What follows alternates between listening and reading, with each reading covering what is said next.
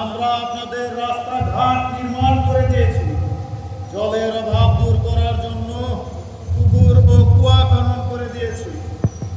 কৃষিকাজের জন্য নদীর সাথে খাল খনন করে দিয়েছি। বিপদে আপদে সবসময় আমরা আপনাদের পাশে আছি। এখন বলুন, মহামান্য সম্রাটের কাছে আপনাদের আর কি ফরিয়াদ আছে? জয় হোক মহামান্য সম্রাটের, জয় হোক তার সেনাপতি। আমরা আগের চাইতে অনেক সুখী, সব পেয়েছি, আমাদের আর চাওয়ার কিছুই নেই। মহামান্য সেনাপতি, লোক মুখে শুনেছি মহামান্য সম্রাটের মহানুভবতার কথা। তিনি হিন্দু মুসলিম সবাইকে একযোগে দেখেন। তিনি গরিব আর ধনীর মাঝে কোনো তফাৎ রাখেন না। মহামান্য সেনাপতি, আমি এক হিন্দু গরিব কৃষক, কৃষি কাজ করে সংসার নির্বাহ করি। আমার এই ছোট্ট কুটিরে আপনার নিমন্ত্রণ গ্রহণ করুন। অবশ্যই জনাব, কাল সকালে যাব আপনার জীর্ণ কুটিরে। কৃতার্থ হলাম। মহামান্য সেনাপতি, আমি তো কুয়োর থেকেও গরিব। এক বেলা খেলে আরেক বেলা খেতে পাই না। আমার নিমন্ত্রণ কি আসবে? অবশ্যই যাব। কখন যাব বলুন? আমি যা খাই আপনিও কি তা খাবেন? অবশ্যই খাবো। কি মুশকিল, কি মুশকিল! কায়স্থ আর অকায়স্থের কি কোনোই ভেদ নেই? না নেই, এটাই সম্রাটের আদর্শ জনাব। এ কেমন আদর্শ! উঁচু নিচু বলে কি কিছু নেই এ বিশ্বে? চাষ আর কৃষক কি এক খালে ভাত খাবে? এক খালে না গেলেও একসাথে চলবে, এটাই মহামান্য সম্রাটের নির্দেশ। না বাবু, আমি মানতে পারছি না। আমিও মানতে পারছি না বাবু। একবার চাষা মাথায় উঠলে তারপর কি তোমার সম্রাটটাকে নামাবে? চাষা আর কৃষক তো এক হতে পারে না। আর আমাদের এসব আদর্শের দরকার নেই। চল চল অদত্ত, চল। শোনো, আমাদের কাছে নতুন মনে হলেও এটাই মহামান্য সম্রাটের আদর্শ। জয় মহারাজের জয়। জয় হোক তোমাদের, আর প্রস্ফুটিত হোক তোমাদের সকলের জীবন।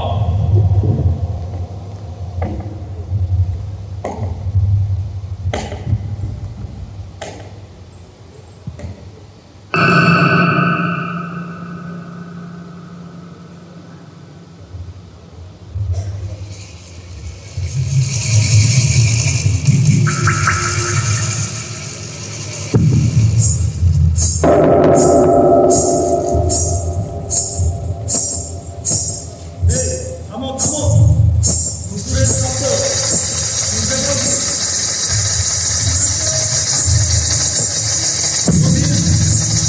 গান আছে, শুনেই তো তোমার খবর নেই। আহ, কি অপূর্ব সুর আর কি ছন্দ! দেখেছো তো, ওই অপূর্ব পরিবেশটি কোন বাড়িতে যায়?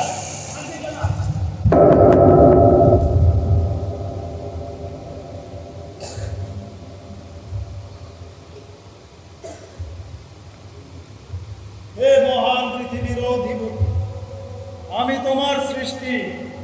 তোমার এই সৃষ্টি জগতে অনেক কিছুই আমার এই দুই চোখ ঘুরে বেরিয়েছে, কিন্তু এত সুন্দরী কোনো জিন না হয়ে ইনসান হতে পারে এ আমার বিশ্বাস হচ্ছে না। ভাই, সে কি আমার প্রস্তাব গ্রহণ করবে? আমি যদি তার স্বামী হতে পারতাম তাহলে এই দুনিয়া জাহানের আর কিছুই চাইতাম না।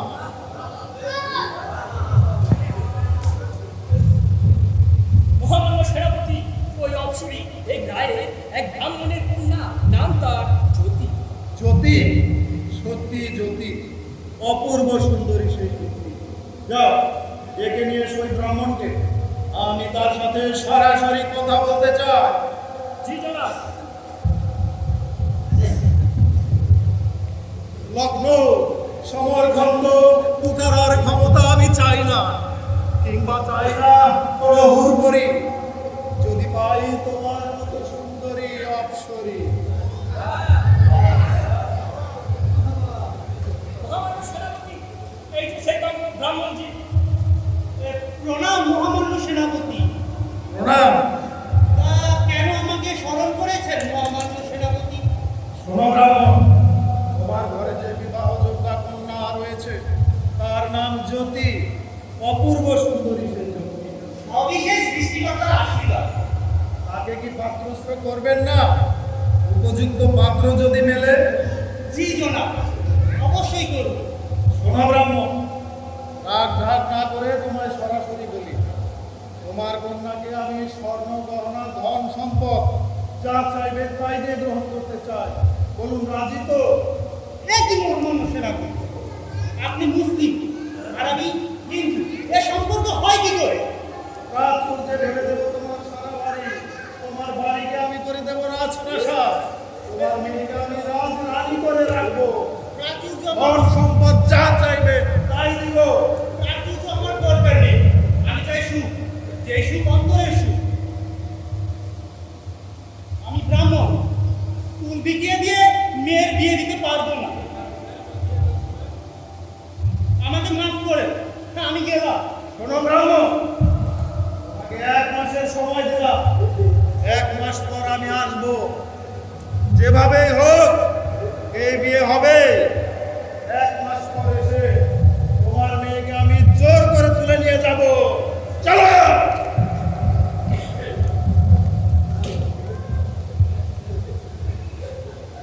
হায় ভগবান, এ কি হচ্ছে কিছুই বুঝতে পারছি না। ওর সেনাপতি যদি আমাকে রক্ষা না করে, তাহলে কে আমায় রক্ষা করবে? হ্যাঁ, বাদশাহ আলমগীর, শুনেছি উনি সকলের কথা শুনেন। আমি বাদশাহ আলমগীরের কাছেই যাব, গিয়ে দেখি কি হয়।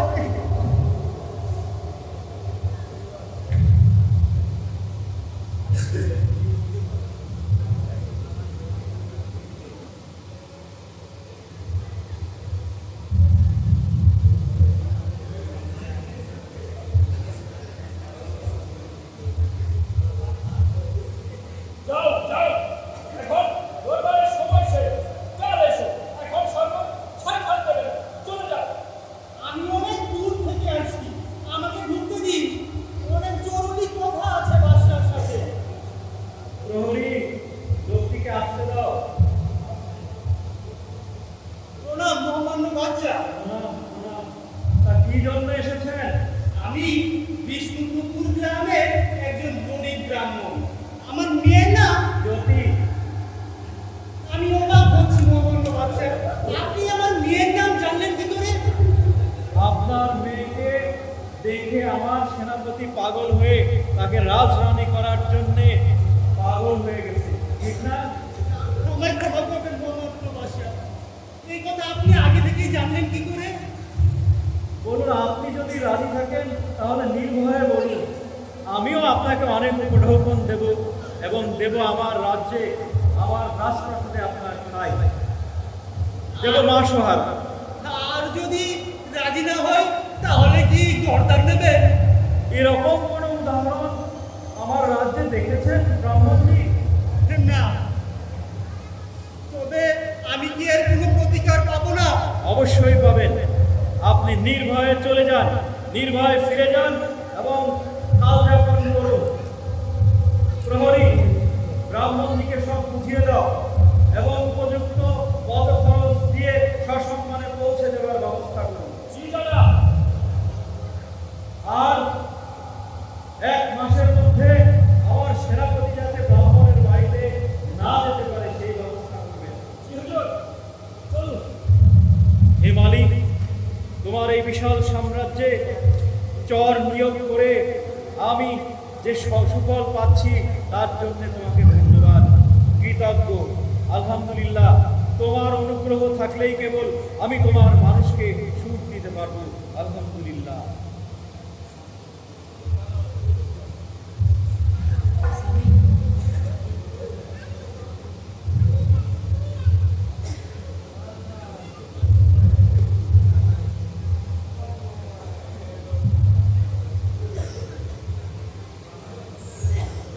এক মাস তো হয়ে গেল। মহামান্য বাদশাহ কি পদক্ষেপ নিয়েছেন কিছুই তো জানি না। উনি কি আসবেন আমার এই জিন্নত তীরে? আর যদি আসেন তাহলে বসতে দেবো কোথায়, আর খেতে দেবো কি? আমি যে নিরামিষ ভোজি। ও মা, হে রক্ষে করো, রক্ষা করো। বাড়িতে কেউ আছেন? বাড়িতে কেউ আছেন? প্রণাম, প্রণাম, প্রণাম। দেখুন ব্রাহ্মণজি, আপনি কোনো কষ্ট নেবেন না, শুধু আমাকে একটা থাকার ঘর দেন এবং আমার সেনাপতি আসলে ওই থাকার ঘরটার দিকে তাকে যখন আপনার মেয়েকে খুঁজবে তখন ওই ঘরটা দেখিয়ে দিন। ঠিক আছে মহামান্য বাদশাহ, আপনার জন্য এই কক্ষটি তৈরি করা হয়েছে, আপনি এখানে বসতে পারেন। ভগবান, এ কি হচ্ছে কিছুই বুঝতে পারছি না। তুমি রক্ষা কর্তা, তুমি রক্ষা করো।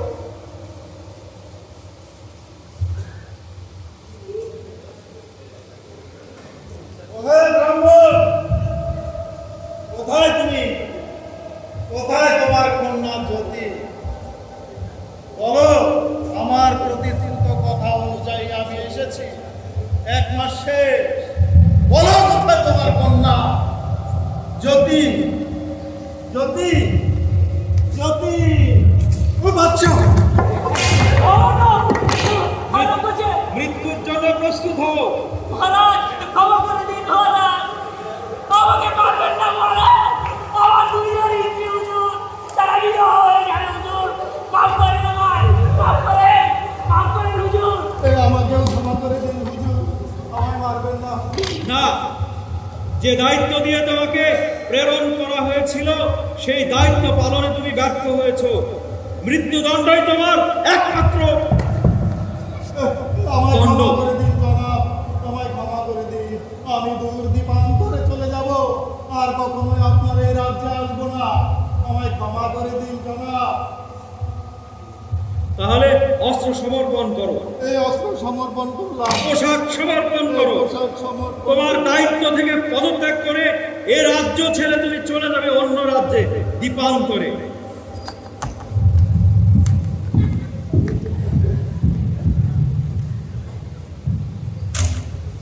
আমি কি আপনার সম্মান রাখতে পেরেছি ব্রাহ্মণজি? জি মহামান্য বাদশাহ, আপনি আমার সম্মান রাখতে পেরেছেন। আপনার এই অনুগ্রহের কথা আমি কোনোদিন ভুলবো না। এ অনুগ্রহ নয় ব্রাহ্মণজি, অনুগ্রহ নয়, এ আমার দায়িত্ব। আমি দায়িত্ব পালন করতে পেরেছি, সেটাতেই আমি সুখী। জয় মহামান্য বাদশাহ, জয় জয়। জয় মহারাজ। শুনুন, আমার রাজ্যে হিন্দু মুসলিম সবাই সমান। আমি শুনেছি এই গ্রামে হিন্দু এবং মুসলমান উভয় ধর্মের লোক বাস করে। মুসলমানদেরকে পাশের গ্রামে যেতে হয় নামাজ পড়তে, একটি মসজিদ নেই। আমি একটি মসজিদ করে দেব। জয় হোক জয় হোক। হুজুর, আমাদের মন্দিরটাও তো জীর্ণ, ওটা যদি ঠিক করে দিতে। ওটাও সংস্কার করে দেব। আমরা কৃতজ্ঞ আমরা মহারাজ, কৃতজ্ঞ। শোনো হে গ্রামবাসী, এর আগে কোনো দিল্লির সম্রাটের আগমন এ গায়ে হয়নি। আমরা এ ঘটনাকে সাক্ষী করে রাখতে চাই, স্মৃতির পাতায় ধরে রাখতে চাই। তা কি করা যায় একটু ভাবুন তো সবাই। তুমি তুমি ওই আমাদের